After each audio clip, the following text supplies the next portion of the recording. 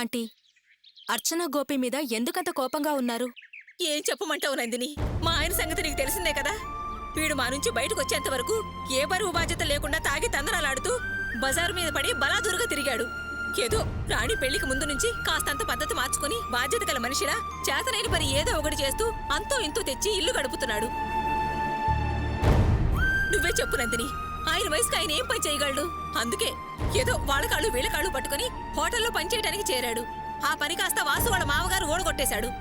ఆ తర్వాత చిన్నతనం అనుకోకుండా డ్రైనేజీ పనులు కూడా వెళ్ళాడు. అలా ఆయన ఆ పనికి వెళ్లడం గోపికి నామర్దగా అనిపించిందంట. ఆయన గారి గౌరవానికి భంగం కలిగిందంట. నలుగురిలో ఆయన అంతస్తుకి హోదాకి చిన్నతనంగా ఉందంట. అందుకని ఆ కాంట్రాక్టర్ దగ్గరికి వెళ్లి ఈయన పనిలోకి పెట్టుకోవద్దని చెప్పాడంట.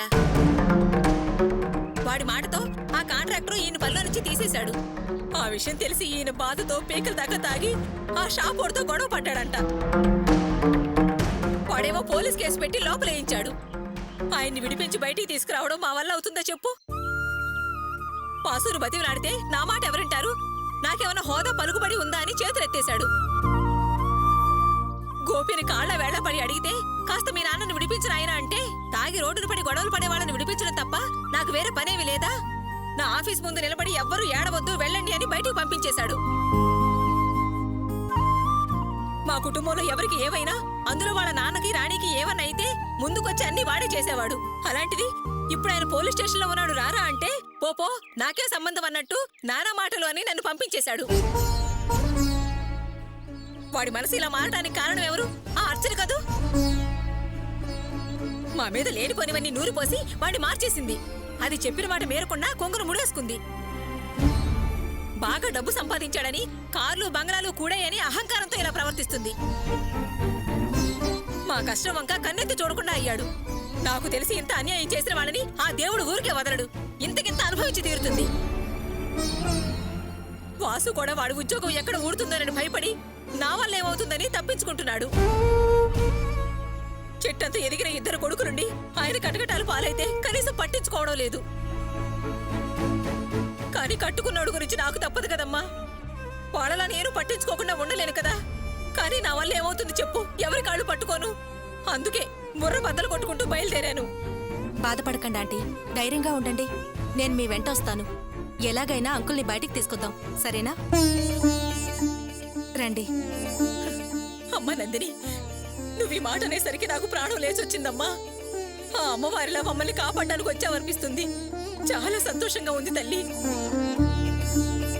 ముగ్గురు పిల్లలున్నా ఈ రోజు ఆదుకోవడానికి ఎవరూ రాలేదు. కానీ నువ్వు వచ్చి సాయం చేస్తారని మాకు తోడుగా నిలబడ్డం మా అదృష్టం తల్లి. నిజంగా నీదెంత మంచి మనసమ్మా. ఆ దేవుడు నీకు తప్పకుండా సాయం చేస్తాడు. సరే రండి ఆంటీ. సరేనమ్మా, పద. హలో. సరే సార్, ఓకే సార్, అలాగే సార్. 302 సార్, మార్నింగ్ చెప్పాను కదా ఆ చీటింగ్ ఫైల్ ఇలా తీసుకురా.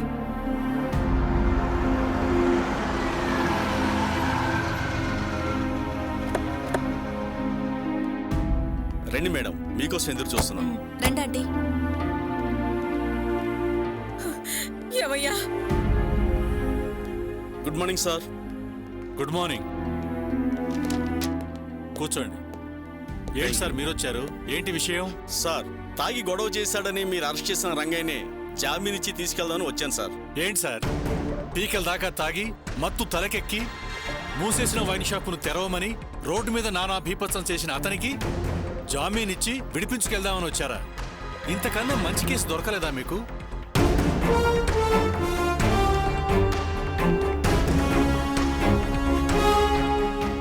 ఇలాంటి వాళ్ళని స్టేషన్లో 4 రోజుల నుంచి ఉతికి ఆరేస్తే గాని అరవడం గొడవ చేయడమే కాదు, మందే మానేస్తారు, బుద్ధిగా బతుకుతారు.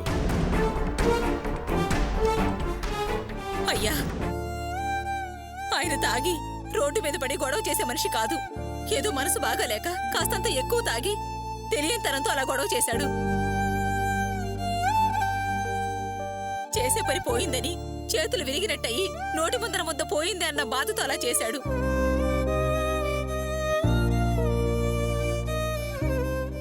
ఇంకెప్పుడు అలా చేయకుండా నేను చూసుకుంటారయ్యా. దయచేసి ఆయన్ని వదిలిపెట్టండి అయ్యా. అవును సార్, ఇంకెప్పుడు అలా చేయరు. అందుకు నేను గ్యారంటీ ఇస్తున్నాను. ఆయన వదిలేండి సార్. సార్ ఏదో ఫ్యామిలీ మ్యాటర్ ఫీల్ అయ్యేలా బిహేవ్ చేశాడు, వదిలేయండి.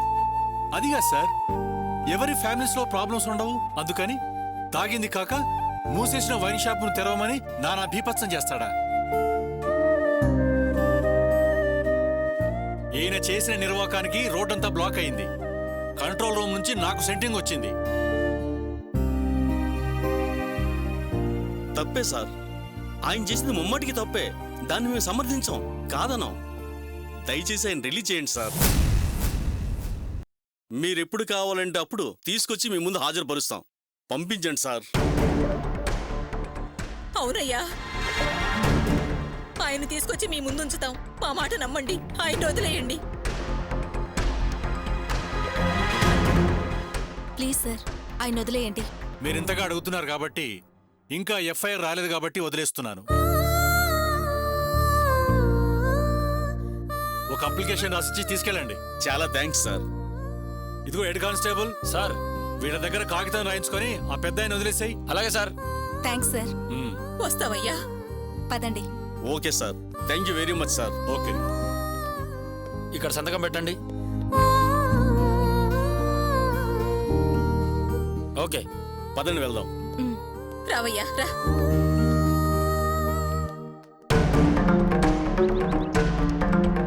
అమ్మా నందిని, నా కోర్టులో పనుంది, నేను వస్తాను. సరేనండి. వస్తానమ్మా.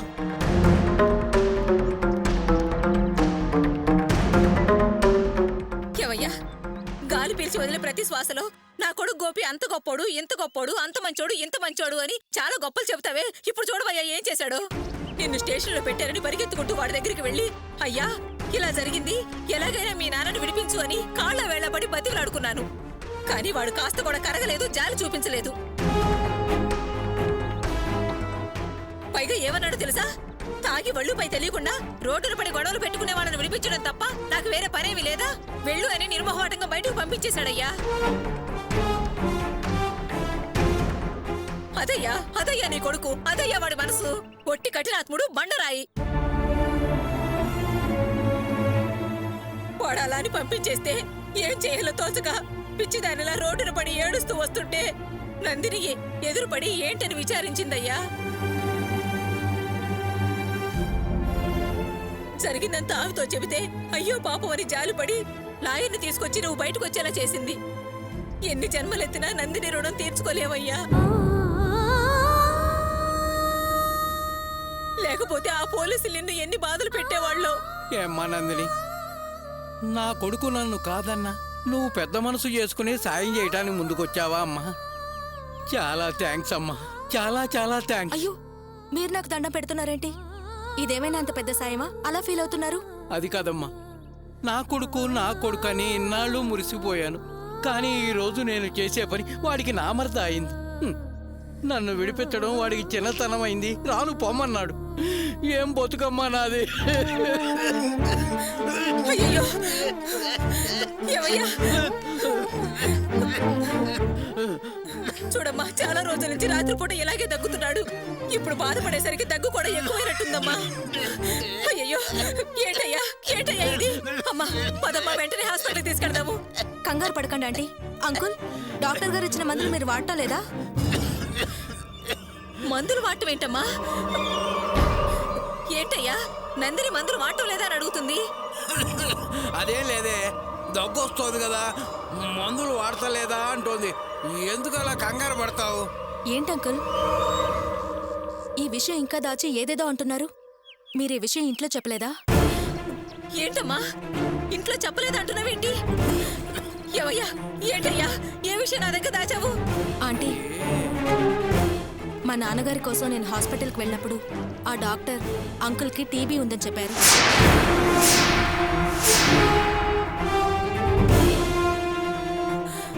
టీబీయా? ఏంటయ్యా నందిని అనేది? చెప్పవయ్యా, చెప్పు. భాగ్యం, అది అంటే నందిని చెప్పేది నిజమేనన్నమాట. ఏమయ్యా, ఇన్ని సంవత్సరాలు కలిసి కాపురం చేశాము, కష్ట సుఖాలు పంచుకున్నాము. కానీ నీకు టీబీ అనే విషయం ఎందుకయ్యా నాకు చెప్పలేదు? అది కాదు భాగ్యం. ఏది కాదయ్యా, ఏది కాదు. నువ్వు రోజు దగ్గుతూ ఇంటికొస్తుంటే నువ్వు చేసే పని అలాంటిది, అందుకే దగ్గుతున్నావు అనుకున్నాను. ఒకరోజు నువ్వు ఎక్కువగా దగ్గడం వల్ల నాకు అనుమానం వచ్చి నేను అడిగాను కూడా. ఏమీ లేదని తప్పించుకున్నావు. చిలక జోస్యం చెప్పే అతను నీకేదో సమస్య ఉందన్నాడు. దానికి నువ్వేమీ సమాధానం చెప్పలేదు. ఏమయ్యా, మన కడుపున పుట్టిన వాళ్ళు మనల్ని కాదనుకొని వెళ్ళిపోయారు. నువ్వు కూడా చావులో నన్ను వేరు చేయాలని చూస్తున్నావా అయ్యా? నేను ముందు పోతే భాగ్యం ఒంటరిదై అనాథలా చనిపోతుందనుకున్నావా? నీ చావులో కూడా కలిసి చచ్చిపోయే అవకాశం నాకు లేదా అయ్యా?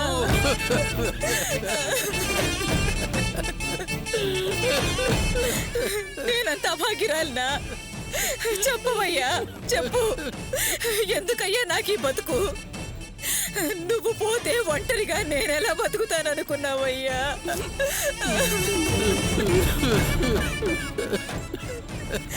భాగ్యం, ఏడవకు భాగ్యం, ఏడవకు. నేను ఈ విషయం నీ దగ్గర దాచడం తప్పే భాగ్యం. నన్ను క్షమించు భాగ్యం. బతికితే ఇద్దరం కలిసే బతుకుతాం, చావాలనుకుంటే ఇద్దరం కలిసే చచ్చిపోదాం. ఏడవకు భాగ్యం, ఏడవకు. భయపడకండి. ఈ రోజుల్లో టీబీకి అంత భయపడాల్సిన అవసరం లేదు. ఒక 6 నెలలు సక్రమంగా మందులు వాడి రెస్ట్ తీసుకుంటే అదే తగ్గిపోతుంది. అంకుల్ డాక్టర్ దగ్గరికి వెళ్లారు, చూపించుకున్నారు. అది టీబీ అని డయాగ్నోస్ చేసి మందులిచ్చారు, వాడమన్నారు, రెస్ట్ తీసుకోమన్నారు. కానీ అంకుల్ అవేవి లెక్క చేయకుండా మందులు వాడకుండా పని పని అంటూ వెళ్లారు. ఏవంకుల్, నేను చెప్పింది నిజమా అబద్ధమా? నిజమేనమ్మా. ఏవయ్యా, నిజమే అంటూ అలా తలదించుకొని నేల చూపులు చూస్తూ చెబుతావేంటయ్యా? ఈ విషయం ఎందుకయ్యా నాతో చెప్పలేదు?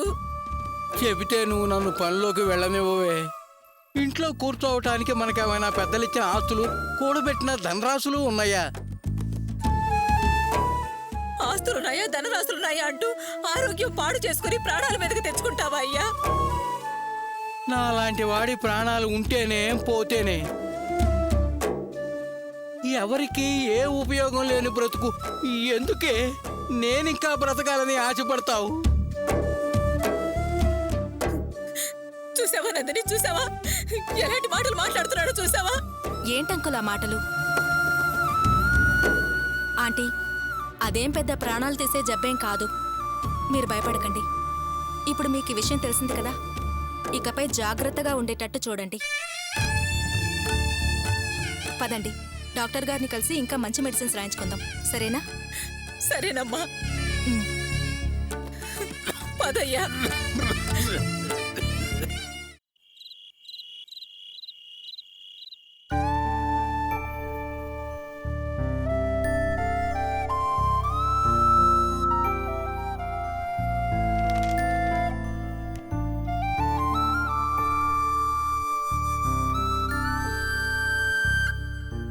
ఆకాష్, పాలు.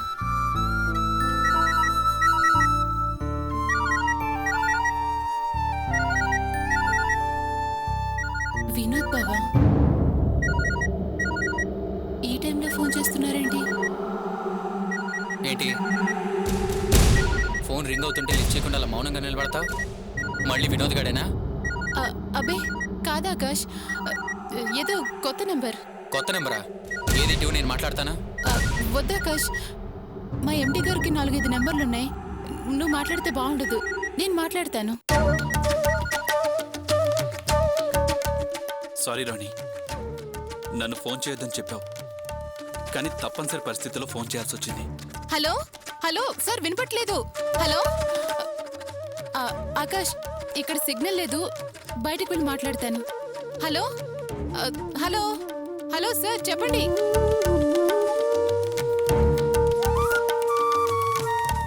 హలో హలో హలో హలో బావా, చెప్పండి. అర్థమైందమ్మా, నీ దగ్గర ఆకాశం, మీ అత్తగారు, మీ మామగారు ఉండుంటారు, అంతేనా? అవును బావా. ఎండి గారు నాకు మెయిల్ పెట్టారు. రేపు మార్నింగ్ అర్జెంటుగా మనం పూర్తి చేసిన పనులు కొన్ని ఉన్నాయి. ఆ విషయమే నీకు ఇన్ఫార్మ్ చేద్దామని ఫోన్ చేశాను. సారీ రాణి. పర్లేదు బావా, ఇప్పుడు చెప్పొచ్చు. నేను బయటకు వచ్చాను. మాట్లాడటానికి ఇబ్బందిగా ఉందా? పర్లేదు, చెప్పండి బావా. రేపు ఆర్ఆర్ ఫుడ్స్ విజిట్ చేయాలి. క్వాలిటీ గురించి ఎండి గారికి డౌట్ ఉందండి. నిన్ను నేరుగా స్పాట్ ఇన్స్పెక్షన్ చేయమన్నారు ఆయన. అలాగే బావా.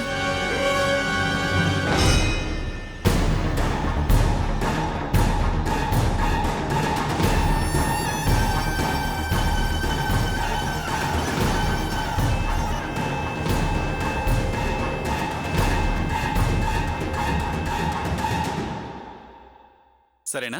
నేను చెప్పింది అర్థమైంది రాణి? ఓకేనా? ఓకే బావా, రేపు నేను ఆ పనులన్నీ కంప్లీట్ చేస్తాను. పనులన్నీ జాగ్రత్తగా చూడు. ఎండి గారు టెన్షన్ పడుతున్నారు.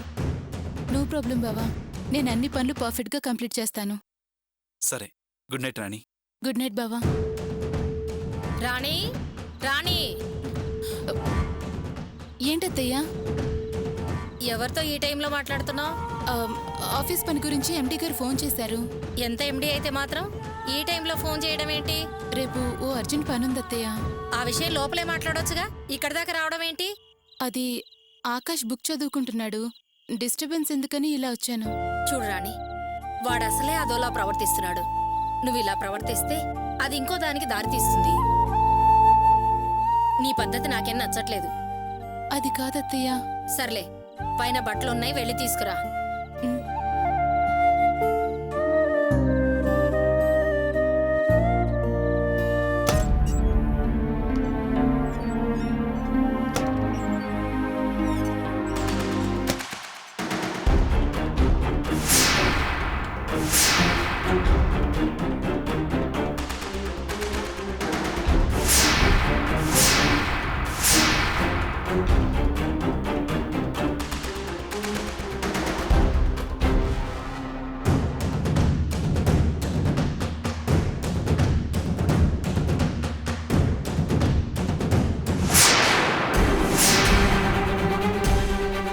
జాగ్రత్త జయంతి, నీ సంసారం కాపాడుకో.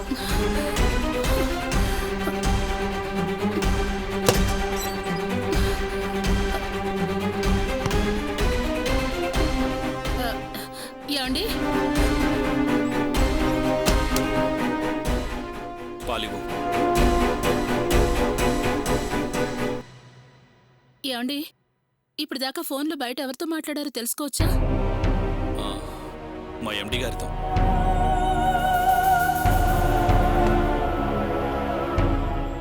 ఆయనతో ఈ టైం అప్పుడు ఏం మాట్లాడారు? ఆయన నా బాసే. ఆయనకు నాకు మధ్య 1,00,000 ఆఫీస్ వ్యవహారాలుంటాయి. అవన్నీ నీకు చెప్పాలా? ఓహో, నీకు దానికి మధ్య 1,00,000 వ్యవహారాలున్నాయన్నమాట. అయినా నువ్వేంటి ఎవరితో ఏం మాట్లాడుతున్నారని ఆరాలు తీస్తున్నావు? ఎవరితో మాట్లాడుతున్నా అనుకుంటున్నావు? ఆరా ఏం కాదండి, ఊరికే అడిగాను. ఏం తప్ప? తప్పే. నువ్వు ఊరికి అడిగినట్టుగా లేదు, ఏదో అనుమానంతో అడిగినట్టుగా ఉంది. అనుమానపడేట్టు మీరు నడుచుకుంటున్నారు. అసలే మన మధ్య భార్యాభర్తల సంబంధం అంతంత మాత్రంగా ఉంది. మీరు ఇలా అర్ధరాత్రి అపరాత్రి ఫోన్లో మాట్లాడుతుంటే భార్యగా నేను భయపడినా? భయమా? దేనికి? నీకు నా మీద నమ్మకం లేదా? నమ్మకం ఉండే ప్రేమించి పెళ్లి చేసుకున్నాను. కానీ ఈ మధ్య ఆ నమ్మకం కాస్త సన్నగిల్లింది. సన్నగిల్లటానికి కారణం ఏంటో? ప్రేమ తగ్గింది, చిరాకు పెరిగింది, మాట కరువైంది, దూరం పెరుగుతోంది.